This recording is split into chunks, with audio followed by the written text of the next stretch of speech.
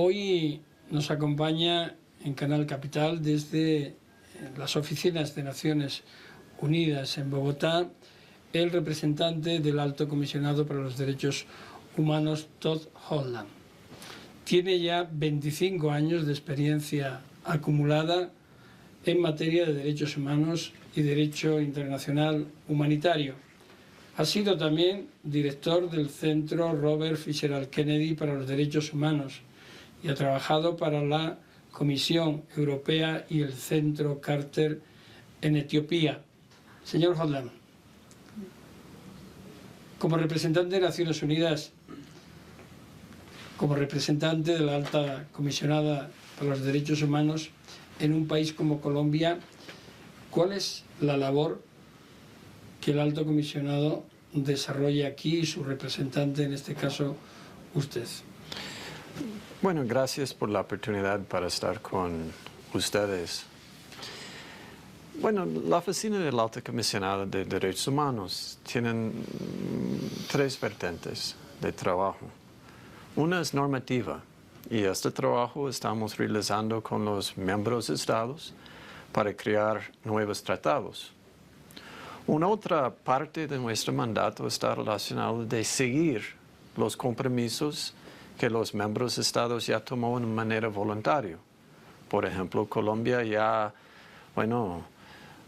es miembro parte, Estado parte de como 9, 10 de los tratados de derechos humanos más importantes. Entonces, cada tratado tiene un mecanismo para seguir si el Estado está mismo tomando en serio todos los artículos de estos tratados. Y el tercero es un trabajo que estamos realizando aquí en terreno. Está relacionado de hacer una incidencia. Vamos a hacer un monitoreo en la zona de situación.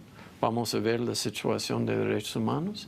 Vamos a trabajar con los actores de sociedad civil y el Estado para mejorar la situación. Entonces, nosotros, esta parte de la cooperación de mismo la Alta Comisionada de Derechos Humanos. Si tuviera que evaluar la actividad y la importancia de la misma desarrollada por el Alto Comisionado y por Naciones Unidas en Colombia, ¿en qué partes entre 1996 y ahora, digamos que ha sido más necesaria la presencia de ese monitoreo internacional de Naciones Unidas en Colombia? Bueno, yo creo es importante señalar que Colombia fue el tercer país con una misión de terreno del Alto Comisionado de Derechos Humanos. Hoy en día tenemos casi 70 misiones de terreno en toda parte del mundo.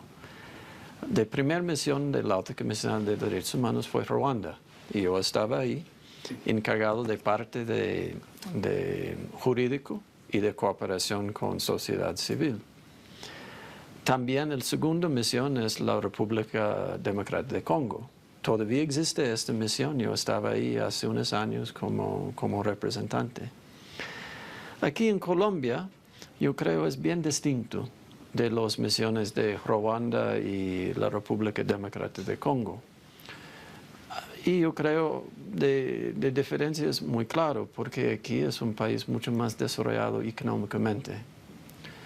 Pero también hay una desigualdad mucho más claro, porque se va a Kinshasa, se va a ver que este país es pobre y es disfuncional. Se va a llegar a Colombia, se va a llegar mismo a zona norte de Bogotá, la gente va a pensar que este país es simplemente desarrollado. Es uno de los países con mayor desigualdad en el ingreso en América, ¿no? No, en el mundo, en el mundo. Entonces yo creo nuestra oficina está aquí porque no tanto para trabajar en un parte de Colombia, un parte más desarrollado con institucionalidad. Podamos ver aquí en Bogotá hay un personero que tienen bastante gente trabajando con ellos, ¿no? Tienen una respuesta para las víctimas bastante amplia. Pero vamos de las áreas rurales de Colombia, vamos a ver que la institucionalidad no es el mismo. Entonces, ¿Cuánta ¿Cuántas personas están trabajando en la oficina y cómo es esa distribución en Colombia? Sí, bueno, ahora tenemos un poco más de 100 personas. Tenemos oficinas en 8 lugares. Tenemos una oficina en Pasto, que está cubriendo Nariño, que es un lugar complicado. Tenemos una oficina en Cali, que está cubriendo Valle de Cauca y Cauca.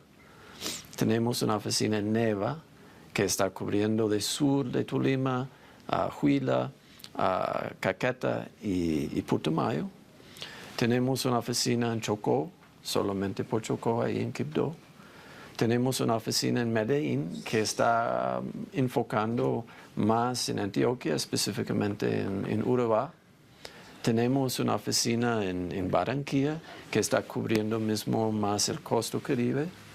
Y tenemos una oficina en Bucaramanga que está trabajando con Magdalena Medio, bueno, en Norte Santander, y tenemos una oficina en Meta.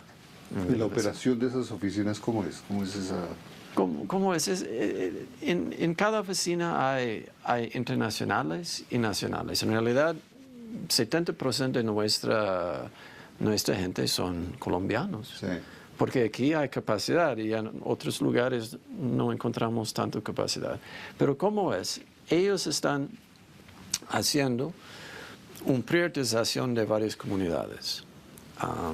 Cada oficina va a tener, dependiendo del tamaño de personas trabajando ahí, vamos a priorizar entre, 5 y 15 comunidades. Y ellos van a volver de estas comunidades cada 2 meses.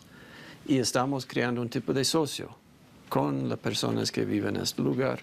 Y vamos a trabajar para facilitar un cambio en la zona de situación de derechos humanos que se puede medir. Segundo, tenemos varios temas que estamos trabajando de manera más amplia. Sí. En la zona de defensores de derechos humanos, por ejemplo, es algo muy importante para nosotros. ¿Cuál es la situación de los defensores de derechos humanos aquí, según la apreciación del representante de Naciones Unidas? Bueno, la situación por los defensores de derechos humanos es mejor de hace 10 años, pero todavía queda muy complicado. ¿Por qué? Específicamente en las áreas rurales. Se puede ver que, en el año 2013 documentamos casi 40 muertes. Casi todos son en áreas rurales. ¿Han podido constatar cuál es el origen? Es decir, ¿es guerrilla, es crimen organizado, es Sí. represión institucional? Sí.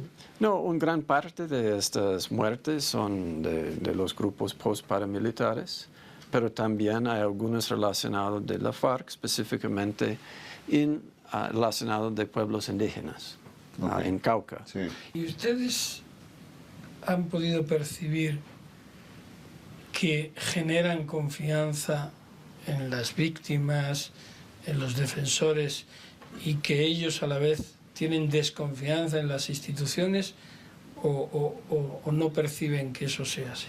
No, en un país como Colombia, que ha sufrido una guerra o un conflicto armado 50 años, hay muchos de los defensores que no tienen confianza en el Estado.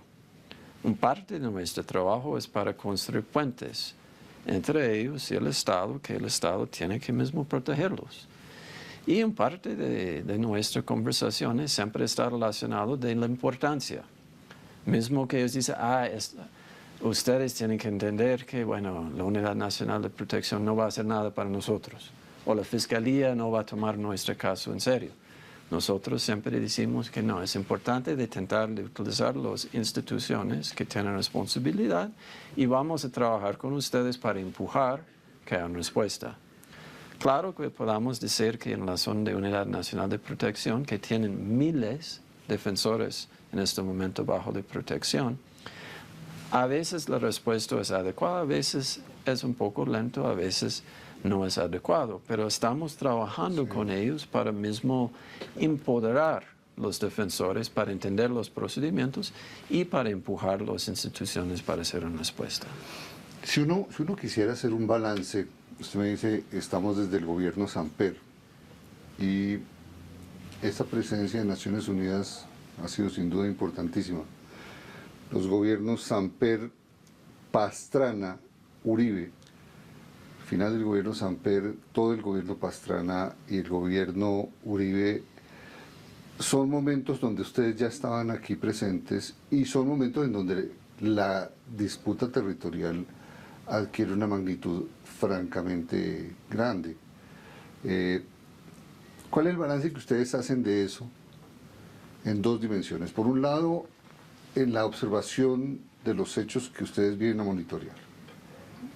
Y en segundo lugar, en las relaciones con los gobiernos, porque han sido relaciones muy dramáticas. Pero metámonos primero con el tema de las víctimas y los defensores. ¿El balance cuál es? Bueno, yo creo es importante de señalar que en Colombia tal vez hay más víctimas de derechos humanos reconocidos de manera oficial de todos los otros países. Sí. Bueno, yo creo hay más víctimas de violaciones de derechos humanos en Congo, pero ellos no tienen una unidad de víctimas, no tienen un registro único. Pero yo creo aquí, esta es parte de las contradicciones de Colombia. De balanza está relacionado de un reconocimiento oficial de derechos humanos. Antes que yo llegué aquí, yo hablé con los representantes que estaban aquí durante todo este tiempo. Y se puede notar poco y poco que hay un cambio retórico de parte del Estado y también de FARC, en la zona de hablar sobre violaciones de derechos humanos. Yo creo es algo muy importante que cambió durante nuestra estadía aquí, porque cuando llegamos va a ser muy difícil que el ministro de Defensa va a decir que las Fuerzas Armadas van a respetar los derechos humanos y toman en serio. Hoy en día es el discurso de día. Sí. Claro que hay trabajo para hacer para crear una coherencia en la zona de discurso y acciones. Pero yo creo que este cambio de discurso es mismo impresionante durante este 15 años. También hace una semana, FARC estaba reconociendo que ellos violaron derechos humanos y derecho internacional humanitario. Entonces yo creo también este cambio es interesante. Claro, es no suficiente porque todavía hay violaciones de derechos humanos. Pero yo creo la oficina ayudó de crear, ¿no? Porque en realidad es los colombianos que están cambiando esta situación. Pero nosotros ayudó para crear más conocimiento de derechos humanos y de integrarlo dentro de los discursos oficiales. Entonces yo creo esto es algo muy importante. Y desde el punto de vista del balance en eso, los resultados que ustedes observan en el monitoreo, ¿ha habido una reducción sistemática producto de ese cambio en la retórica o solamente se acaba en la retórica? No, yo creo que podamos mostrar la documentación. En la zona de fuerza pública, cuando llegamos, la fuerza pública estaba envolvida en un gran número de violaciones. Sí. Y esta una tendencia positiva en la zona de que había menos violaciones por la fuerza pública. Bueno, había una otra subida en la zona de falsos positivos durante de presidencia de Uribe, pero después también hay una tendencia muy positiva en la zona de violaciones de fuerza pública. Entonces yo creo que podemos decir que hoy en día es bien distinto en la zona de número de violaciones de fuerza pública de hace 15 años. No estoy hablando que la cosa está perfecta, pero hay una interacción bastante positiva. Que la curva con los falsos positivos cayó, ¿no? Cayó sí. en detrimento de la propia institución, ¿no? Es decir, y en esos momentos o en otros previos y durante estos 15 años, las relaciones con el Ejecutivo, con el Poder Ejecutivo, con la Presidencia, ¿cómo han sido? Han sido de colaboración, difíciles, amor, odio, a veces incluso, quiero recordar que se dijo que Naciones Unidas no hacía nada aquí. Usted recordará esas afirmaciones tan categóricas de algún presidente, ¿no? Bueno, yo creo, es como Pedro dice, ¿no? Dentro difícil y muy difícil, dependiendo del momento. Pero es nuestro trabajo. Yo no quiero decir que Colombia es diferente. Como en Congo, a veces como los ministros me llamaron y me llamaron a hablar con el presidente para quejar sobre nuestro trabajo. Y bueno, yo creo es parte de nuestro trabajo es para señalar, para indicar que hay problemas.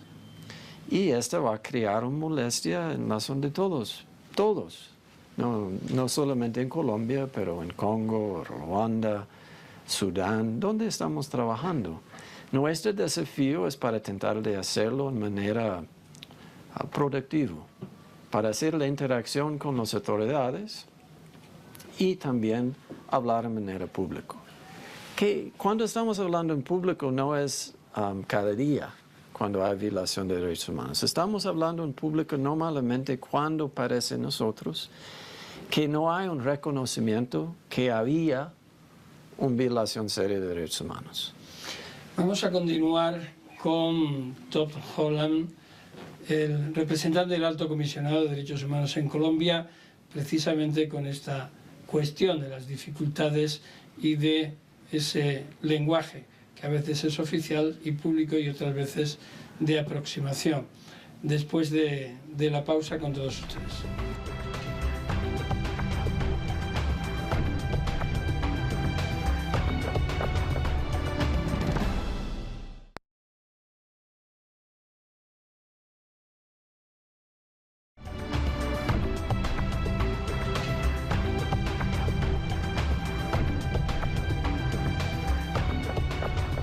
Continuamos con Tom Holland desde la oficina del Alto Comisionado de Naciones Unidas para los Derechos Humanos en Colombia, hablando de la paz y derechos humanos en Colombia con su representante. Señor Holland, ¿alguna vez Colombia se ha quejado de que Naciones Unidas se interfería en asuntos internos?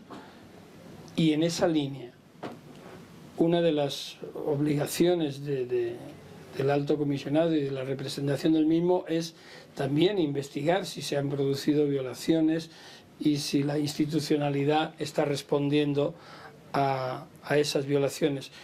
¿Cómo se conjuga, cómo se vive esa situación de a veces confrontación, denuncia e investigación y continuar en el país trabajando en esa materia? Bueno, no es fácil para tener la balanza apropiada, pero yo creo para nosotros es importante de decir que nuestra metodología es el mismo en todos los países, no es solamente Colombia. Y estamos aquí por invitación de parte del gobierno porque hay un reconocimiento que hay problemas de derechos humanos. Entonces, cada día en cada lugar estamos trabajando con todas las entidades de Estado, de Fuerza Pública, Unidad de Víctimas, Unidad de Restitución, Fiscalía, Defensoría, Personeros, y tenemos varios programas de colaboración. Y yo creo ellos se van a preguntar, ellos van a decir, sí, estamos mismo haciendo algo concreto para mejorar su capacidad para respetar los derechos humanos.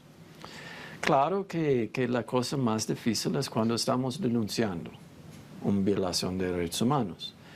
Pero estamos denunciando una violación de derechos humanos cuando hay una reacción no tan abierta de parte de la entidad que está violando los derechos humanos. Cuando estamos conscientes que hay un problema de derechos humanos, vamos a contactar a esta entidad. Y si esta entidad va a recibir nuestra denuncia, parece que ellos van a tomar acción, muy bien. Pero que ellos tienen una historia totalmente diferente de que nuestra observación indica, ahí a veces tenemos que hacer una denuncia. Porque, bueno, en todos los países, cuando hay violación de derechos humanos, también hay a veces encubrimiento. Entonces a veces es importante para señalar que nuestra observación, en base de nuestros métodos, que está mismo probado por varios años de trabajo, indica que hay violación. Y por favor escucha que hay violación. Entonces en estos casos estamos haciendo. Claro, en la zona de reacción de varias personas van a decir, bueno, estamos haciendo una intervención en la política interna, pero derechos humanos no. Bueno, esta es la cosa del pasado, ¿no? Entonces, no es una política interna, ¿no? Sino que tiene que ser general. Bueno, vamos a ver que bueno, en Alemania durante de Holocausto, eso no fue una cosa interna, esto fue una violación sistemática de derechos humanos. Sí. Entonces, yo creo como hoy en día derechos humanos toca todo. Y no fue nosotros que mismo crearon estos tratados, fue los miembros de Estados. Ahí en esas tareas siempre hay un riesgo muy grande de ese ejercicio, y es la tendencia a ideologizar la acción. A señalar, entonces ustedes están al servicio de estos o los otros. Hemos oído ya bastantes reacciones por parte de los gobiernos en ese sentido. ¿Cómo reaccionan ustedes frente a eso? ¿Cómo manejan ese tema con los gobiernos de las ideologizaciones que a veces Sí, no, es siempre difícil cuando estamos operando dentro de un contexto de conflicto armado.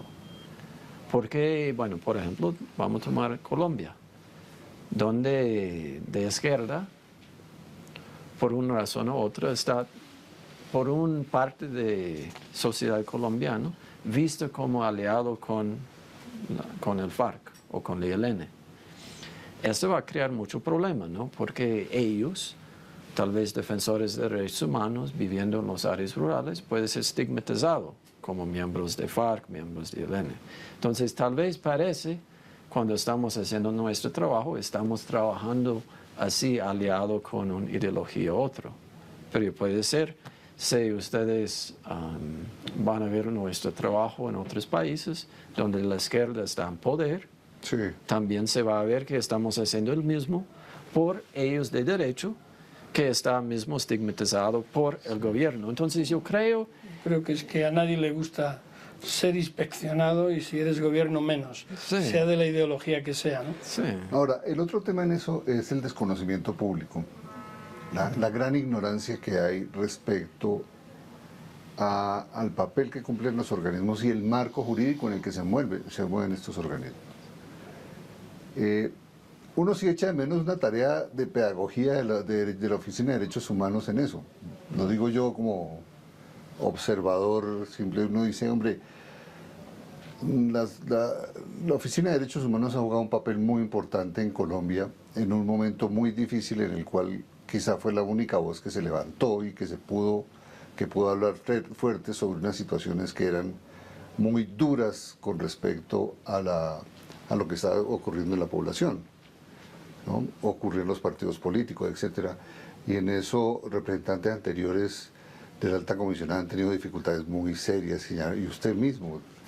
Pero en ese caso también hay necesidad, veo que la sociedad también entienda el papel y sobre todo el marco jurídico en el que se desenvuelven. ¿Qué significa que las FARC sean considerados de esta u otra manera? La pregunta de uno es, bueno, desde el punto de vista jurídico, ¿cómo consideran ustedes, como Naciones Unidas, el conflicto colombiano, y cómo consideran las FARC como un combatiente dentro del DIH?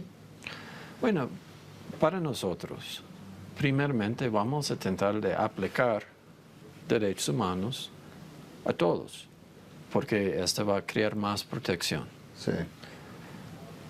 Claro, cuando llegué aquí yo escuché mucho debate en la zona de, bueno, el gobierno está diciendo que la FARC está violando derechos humanos. Y mucha gente dice, no, como los estados son los únicos que tienen obligación en la zona de derechos humanos.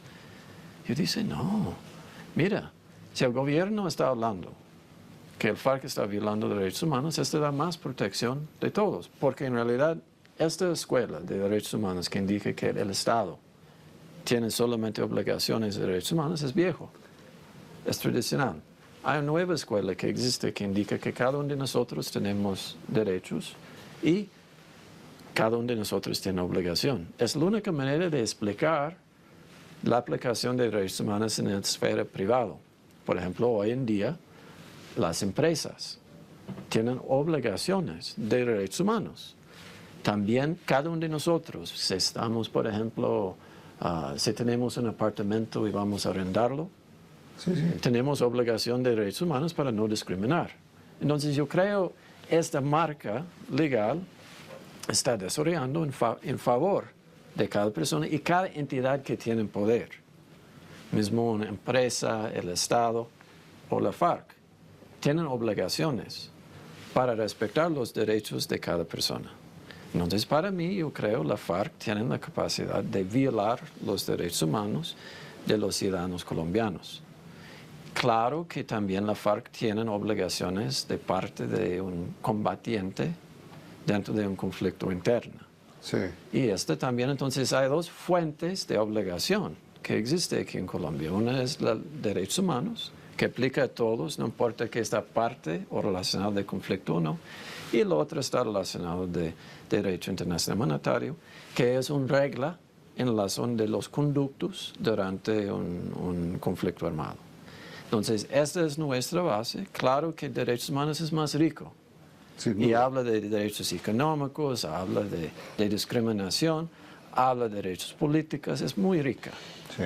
Y la posición de Naciones Unidas ante un conflicto armado interno en este momento respecto de las FARC y otros actores guerrilleros, y años antes respecto de las autodefensas de los paramilitares, ¿es idéntica o hay diferencia entre un fenómeno y otro, o mayor o menor gravedad desde el punto de vista internacional y de protección de los derechos humanos, o cómo evaluar uno u otro? No, yo creo, había mucha discusión en la zona de CDH, Derecho Internacional Monetario, aplica o no los paramilitares.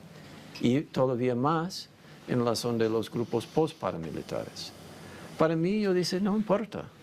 No importa porque derechos humanos aplica.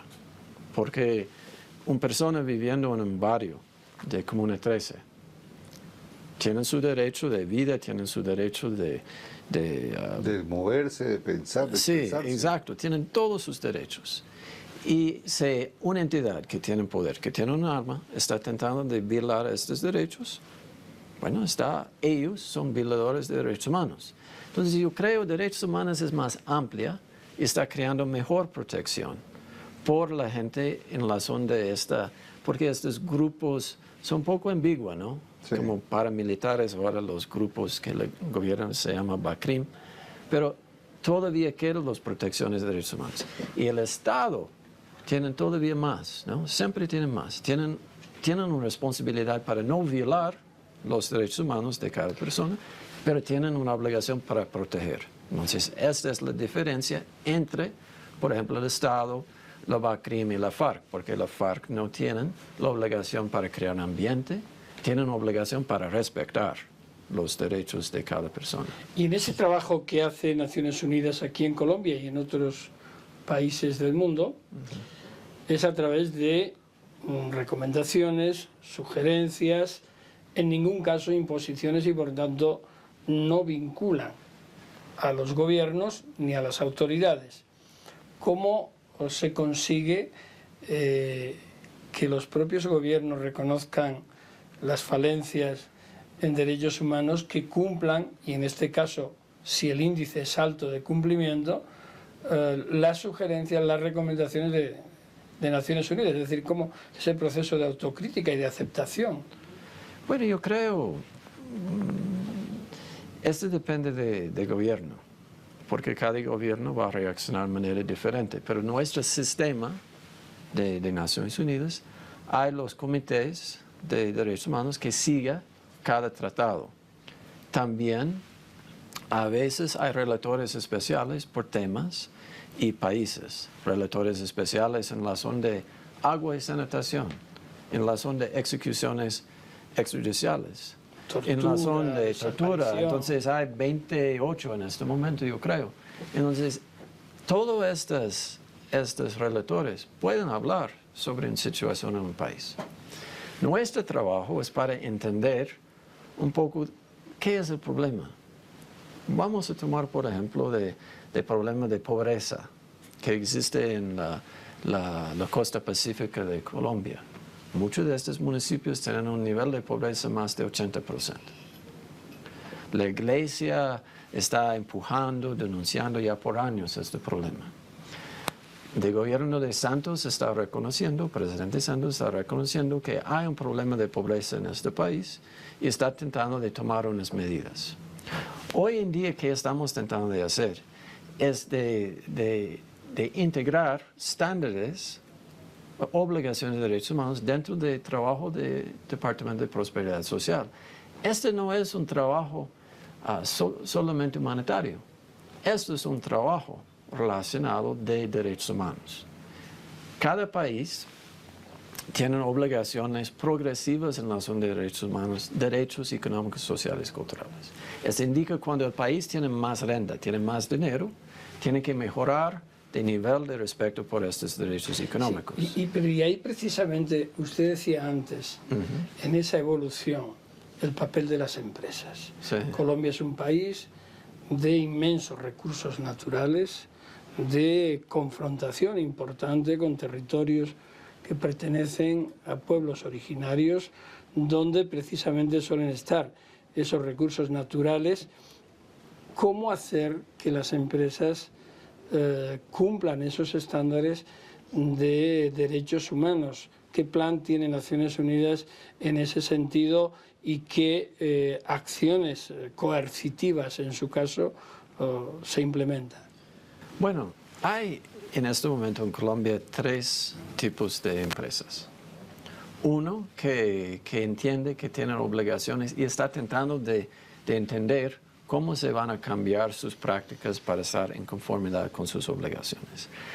Hay un otro tipo de empresa que está preocupado, que tienen obligaciones, pero todavía no está pensando de cómo se van a cumplir. Y hay un otro tipo de empresa que no importa nada, ¿no? Que ellos dicen que estos regalos de Papá Noel, estos no son reales. Entonces, en cada de estos 3 tipos de empresas tenemos una otra estrategia. En una, estamos trabajando con ellos para crear un mejor conocimiento por medio de talleres, este tipo de cosas. En el segundo, estamos trabajando con ellos para entender mejor y estamos trabajando con la sociedad mal afectada para crear una triangulación entre ellos, de sociedad, la empresa y el gobierno, para intentar de identificar las violaciones de derechos humanos y crear un proceso. El tercero, estamos utilizando más un trabajo con la Defensoría y yo espero un día con la Procuraduría para mismo indicar que hay problemas serios y que ellos van a empujar por medidas legales para mismo mostrar que derechos humanos tienen dientes. Porque en esta manera las instituciones de Estado van a mostrar, van a tomar en serio que hay violaciones de derechos humanos hechos por las empresas y que mismo hay una necesidad para responder. Entonces, dependiendo del tipo de empresa y su entendimiento de derechos humanos, tenemos una estrategia diferente. ¿Y en qué parte? Perdón, es que me preocupa un poquito que nos vayamos en una perspectiva. Claro, las violaciones de derechos humanos se dan en todos los ámbitos y en todos los países. Sí. O sea, eso no, la exclusión y problemas de derechos humanos en Estados Unidos, Alemania, Italia. Estamos en un país en el cual el conflicto armado es un factor absolutamente crucial. Y usted ha hablado con insistencia de un concepto que quisiera que profundizara sobre eso desde el punto de vista de los derechos humanos. Los grupos post-paramilitares. Se está refiriendo con ello a las BACRIM, es decir, en la observación que hace la oficina del representante de alto comisionado en derechos humanos, considera que las BACRIM son organizaciones post-paramilitares, es decir, la organización paramilitar no se desmontó, como dice el presidente Uribe. Bueno, yo creo para nosotros, nuestra observación en terreno indica que en varios lugares, vamos a tomar, por ejemplo, Urabá, las estructuras de paramilitares que estaba en este momento durante de existencia de AUC todavía tenía una influencia y control social.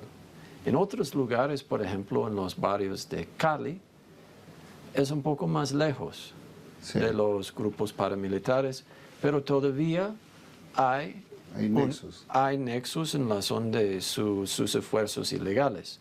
Pero yo creo que es importante decir que no importa si se llama paramilitares, postparamilitares o BACRIM, todos son una amenaza real de derechos humanos, porque ellos están con un control social, ellos están haciendo unas violaciones gravantes, ¿no? En razón de ejecuciones. Mira, yo creo en Antioquia en 2013, yo creo fue 13 masacres hechos por estos grupos. Masacres indica muertes de más de 3 personas. Entonces yo creo ellos tienen actualización bastante fuerte y están violando con frecuencia los derechos. Porque no él está considerando también dentro del conflicto armado, sino la propia denominación de BACRIM, de banda criminal, está afectando la naturaleza. ¿Son o no son parte del conflicto armado? ¿Sí? Bueno, yo creo ahí es donde es más difícil para decir. Es más complicado, porque vamos a tomar Urabá. Su interés ahora principal es de ganar dinero. Pero también una parte de esta idea de ganar dinero es de controlar y mantener control de territorio. La restitución de tierra entra y la restitución de tierra puede hacer un cambio en la zona de su control social y económico. Entonces, esta es una amenaza, entonces ellos están amenazando los activistas que están empujando la de restitución de tierras. Entonces, es bien difícil porque su motivación principal no es ideológico, que tal vez hace unos años.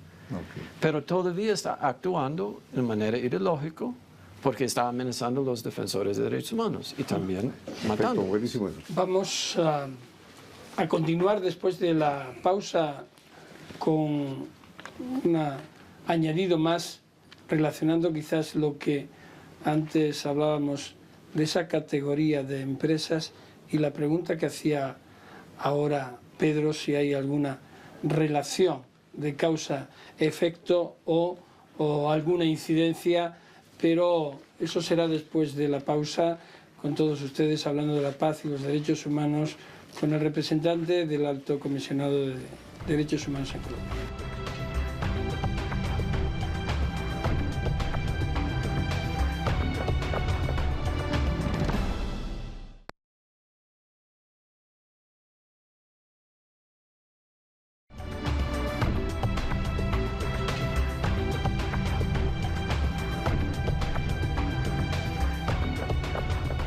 Continuamos con Todd Holland, el representante de la Alta Comisionada de Derechos Humanos para Colombia.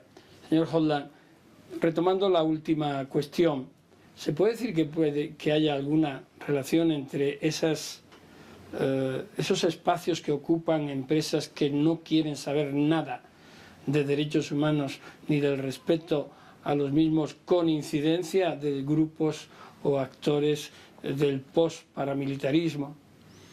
Bueno, históricamente la respuesta es sí.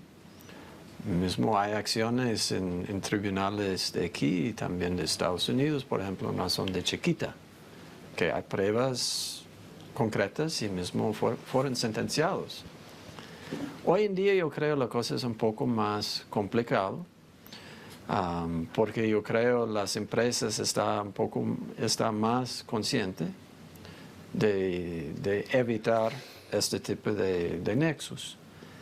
Pero también a veces ellos están tomando ventaja de existencia de estos grupos. Vamos a tomar, por ejemplo, a Urabá de nuevo. Ahí hay las plantaciones muy grandes de banano. ¿Y quién está comprando? Chiquita, Del Monte, estas grandes empresas de banano. Yo creo que es un trabajo para nosotros, para entrar en comunicación con Chiquita y Del Monte, para mismo intentar de facilitar un entendimiento sobre este proceso de restitución de tierras que ellos tienen que saber que mismo hay miles de pedidos de restitución que tal vez está relacionado de dónde ellos están comprando sus bananos. Sí. Entonces ahí yo creo es un proceso de educación. Ese es también el procedimiento también que se ha denunciado de que ese proceso de restitución de tierras está siendo como subvertido porque grandes extensiones están siendo compradas con personas o empresas que tenían relaciones con esos ámbitos. Claro, es muy complicado y hay intereses económicos y que es importante para nosotros de hacer un buen trabajo con, por ejemplo, la Contraloría, con el Defensoría del Pueblo, que tienen interés y mismo ya tienen un análisis relacionado de esos intereses económicos y de utilizar nuestra presencia internacional para empujar las empresas para ser parte de la solución, no de continuar de apoyar de manera indirecta ellos que despojaron a la gente de estas tierras. Estamos llegando al final de la entrevista, de esta conversación. Obviamente la empezábamos hablando de la situación, de un proceso de paz en el que estamos en este momento y avanzamos. ¿Cuál es el papel que Naciones Unidas en Colombia, en general, pero sobre todo en Colombia, debe representar o tiene que representar en un proceso de paz? Y añadido a esta cuestión, ¿hasta dónde la paz y el desarrollo? En alguna ocasión ha dicho usted que el derecho a la paz y el desarrollo se conjugan con el derecho a la justicia. ¿Cuál es el equilibrio? Bueno, esta cuestión no es tan fácil de responder. De Naciones Unidas está jugando un papel activo de consolidar la paz en muchos países en el mundo. A veces tenemos que mandar a cascazules, mismos soldados de Naciones Unidas, para facilitar que haya un respeto de un cese de fuego y que hay una capacidad para facilitar las demovilizaciones de los actores armados. También en estos procesos normalmente estamos haciendo un trabajo para reforzar las instituciones de Estado y facilitar que estas instituciones de Estado lleguen donde había el conflicto. Aquí en Colombia yo creo es un poco diferente de otros países porque aquí hay más capacidad, pero esta capacidad normalmente se encuentra en los áreas urbanos. No en la rural. Y yo creo hay un gran desafío para crear el mismo nivel de respeto a los derechos, por ejemplo, de acceso de educación, de salud, que existe en las ciudades y acceso de justicia. Ahí en los áreas rurales que fueron afectados por años de este conflicto armado. Entonces ahí, dependiendo de pedido de gobierno de Naciones Unidas, puede jugar un papel para consolidar y facilitar que haya una mejoración de servicios de Estado en estos lugares. Un problema que existe un poco para nosotros es que hoy en día de Naciones Unidas tienen mucha demanda. Siria, Sudán, Cote d'Ivoire, Mali, Congo. Entonces para nosotros no es tan fácil para intervenir.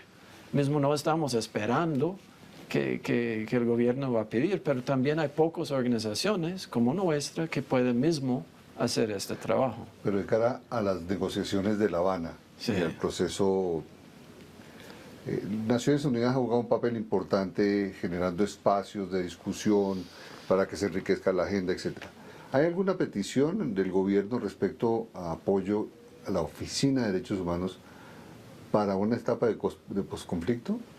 Bueno, yo creo todavía no sabemos qué va a ser los acuerdos. Entonces, pero ya varias personas dentro del gobierno, el propio presidente indicó que derechos humanos va a jugar un papel importante en el postconflicto. Y yo creo es porque nosotros, la Oficina del Alto Comisionado de Derechos Humanos, es la entidad dentro de Naciones Unidas responsable por la justicia transicional. Y aquí, en Colombia, no hay otra manera de tratar el pasado sin justicia transicional. Mismo hay varias iniciativas interesantes que ya están en curso por unos años. De ley de víctimas, unidad de restitución de tierras. Estas iniciativas son muy importantes. Yo creo nosotros podamos jugar un papel importante, porque en realidad no hay una solución única en razón de cómo se van a tratar de respetar los derechos dentro de un proceso de posconflicto. En realidad va a ser imposible. Sí. De tratar de respetar todos los derechos a todos de un momento de otro. Que es importante es que hay mecanismos de transición y transformación de la vida de las personas que fueron victimizadas durante este proceso. Una última pregunta, porque ya estamos fuera de tiempo.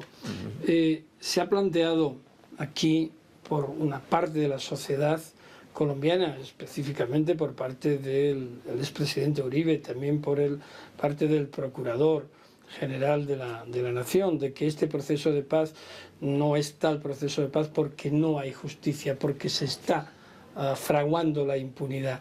El alto representante de Naciones Unidas y su representante acá para los derechos humanos piensa que es un proceso en el que se está fraguando la impunidad. Es decir, el marco jurídico para la paz, en su opinión, ¿es un marco de inmunidad, de impunidad? Bueno, yo creo, de manera técnica, se puede hacer los argumentos que el marco jurídico está violando los derechos humanos.